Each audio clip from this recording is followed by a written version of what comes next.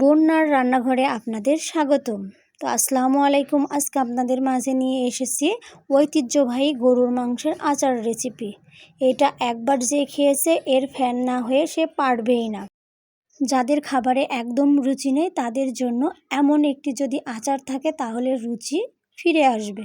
তো এখানে আমরা 500 গ্রাম পরিমাণ মাংস নিয়েছি। এটার হাড় চর্বি বাদ দিয়ে আমরা টুকরো করে কেটে নিয়েছি। এটা যেহেতু আচার বানাবো একটু ছোট টুকরো হলে ভালো হয়। তো এর মধ্যে 1 চা চামচ লবণ, 2 চা চামচ আদা বাটা, 2 চা চামচ জিরা বাটা, 2 চা চামচ রসুন বাটা, 2 চা চামচ পেঁয়াজ বাটা, এখানে 2টো তেজপাতা, 1 চা চামচ ধনিয়া গুঁড়ো, 1/2 চা চামচ হলুদের গুঁড়ো, এখানে ঝালের গুঁড়ো অ্যাড করব 3 চা চামচ পরিমাণ।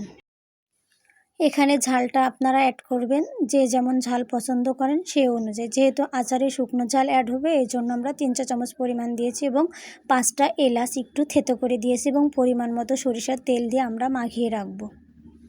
আপনাদের হাতে সময় থাকলে একটু বেশি সময় মাখিয়ে রাখার চেষ্টা করবেন, এতে মাংসটার টেস্ট বেড়ে যাবে। এবং এখানে 3-4 টুকরো দারুচিনি এবং 3টা লবঙ্গ ব্যবহার করেছি এবং এখানে একটা মশলা ভেজে নেব। এখানে শুকনো ঝাল, এলাচ, দারুচিনি, কাঁচা ধনে, জিরা, 5 ফোড়ন একটু তেলে আমরা নামিয়ে নিব। এই মশলাটা আচারে অবশ্যই দেওয়ার চেষ্টা করবেন। তো আমরা এটা নামিয়ে গুঁড়ো করে নিব। এদিকে পরিমাণ মতো সরিষার তেল দিয়ে ম্যারিনেট করা মাংসগুলো অ্যাড করে দিয়ে আমরা রান্নাটা করে নেব। এখানে আমরা বাড়তি কোনো পানি ব্যবহার করব না, এটার থেকে যে পানি বের হবে সে পানিটা দিয়ে আমরা সিদ্ধ করে নেব। আপনারা যদি এটা অনেক দিন মানে কয়েক মাস সংরক্ষণ করতে চান তাহলে এখানে কোনো পানি অ্যাড করবেন না। এর থেকে যতটুকু পানি বের হবে সেটা দিয়েই রান্না করে নেওয়ার চেষ্টা করবেন। তো এটা আমরা রান্না করে নিব। ঢাকা দিয়ে মাংসটা আমরা সিদ্ধ করে নিব। এই আচারটা এতটাই টেস্টি হয়, একবার যে এর স্বাদ বুঝে গিয়েছেন তার আর এই আচার ছাড়া ভালোই লাগবে না। তো অল্প পরিমাণ মাংস দিয়ে যদি এভাবে আচার বানিয়ে অনেক দিন সংরক্ষণ করে খাওয়া যায়, অল্প একটু মাংস দিয়ে পুরো ভাত খাওয়া হয়ে যাবে, এখানে কোনো তরকারি লাগবে না। এখানে আমরা আস্ত কয়েকটা রসুন ভালো করে ধুয়ে এর মধ্যে অ্যাড করে দিয়েছি, আপনারা চাইলে ফার্স্টে অ্যাড করে দিতে পারেন। তো আমি খুব বেশি সিদ্ধ করব না, এর জন্য এই পর্যায়ে অ্যাড করেছি। তো পানিটা অনেকটাই শুকিয়ে গেছে, আমরা নামিয়ে নিয়ে এটা তেলে দিব। এই মজার আচারটা আপনারা সামান্য উপকরণ দিয়ে বাসায় তৈরি করে নিতে পারেন, বাজার থেকে কিনতে হবে না। আর এভাবে তৈরি করলে সবাই শুধু এই আচারেরই প্রশংসা করবে। ঘরোয়া সামান্য উপকরণেই মজাদার এই আচার, ভাতের সঙ্গে যদি একটু পরিমাণ এই আচার রাখা যায় তাহলে তৃপ্তি সহকারে খাওয়া যাবে। বাড়তি কোনো মশলা এখানে ব্যবহার করা হয়নি, আমাদের ঘরেই থাকে এসব উপকরণ। তো আমরা নামিয়ে নিয়েছি। এখানে পরিমাণ মতো সরিষার তেল দিয়ে একটু এর মধ্যে শুকনো ঝাল, এলাচ, দারুচিনি ফোড়ন দিয়ে নিচ্ছি। 2টো বড় সাইজের রসুন অ্যাড করব, আপনারা এখানে বেশিও অ্যাড করতে পারেন।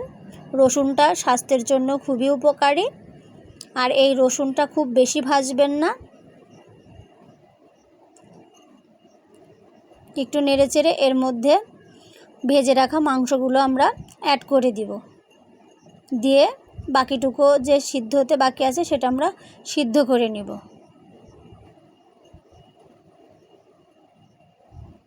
তো এভাবে অল্প পরিমাণ মাংস দিয়ে যদি আমরা আচার বানিয়ে সংরক্ষণ করে রাখি তাহলে যখন তরকারি থাকবে না বা ভালো লাগবে না তখন আমরা খেয়ে নিতে পারবো।